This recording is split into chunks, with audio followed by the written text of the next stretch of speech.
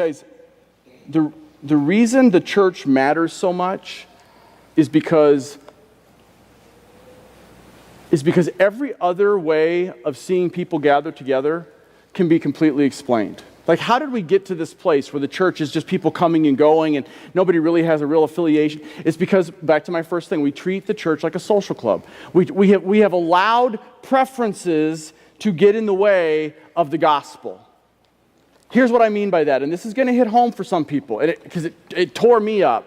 We have allowed things like, what version of the Bible do they teach from, to divide us. We have allowed things, and I'm not just talking here at Cornerstone, but it's certainly not, we're not immune to it. Or what kind of music do they use? That doesn't really fit me. How about this one? What is their programming? What do they have available for me, and what do they not have available for me? We use that to pick a church. We do things like, what is their social status? What is their racial makeup? Guys, we do things like, what is their opinion about school choice, about homeschooling versus public schooling versus private schooling, and because because there are people there that don't agree with what I think about how to use medicine or about how to fill in the blank, I'm going to leave and go find some people that fit me. Essential oils. Thank you, Jeff. I'm going to go find, but guys, here's the problem with that. That group can be completely explained on an earthly level. When an unbeliever looks at them and they go, well, of course they like to hang out together. They all think the same way. They all look the same way. They all act the same way. So here's what is, I'm seeing this like it's running rampant in the last 3 or 4 years. I don't need to go to church because I belong to this Bible study at home. And I just really love these people and enjoy being with them. Why? Well, because we're all a homeschool fan. We're all homeschool. We all think the same way. We're all raising our kids the same way. I get the comfort of that. Our flesh loves that. Yeah, that's what the Amish do. Are the Amish making a difference for the gospel?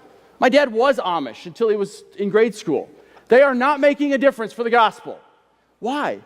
Because they want to huddle up with people just like them. Because that can be completely explained on any earthly level. That's why that Bible study in a home is not the church.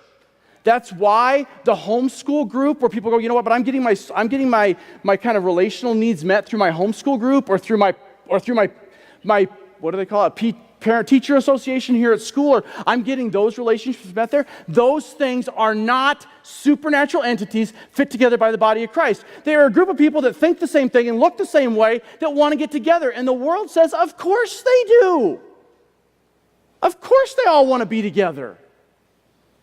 But guys, a church that is made up of black people and white people and brown people and old people and young people and homeschoolers and public schoolers and people that took 5 ibuprofen before they got here today and put 4 drops of essential oil in their coffee, and people that, guys, that church beautifully fit together. When somebody walks in and goes, these people look nothing alike, they're all different, and yet there is a unity here that is beyond anything I can explain.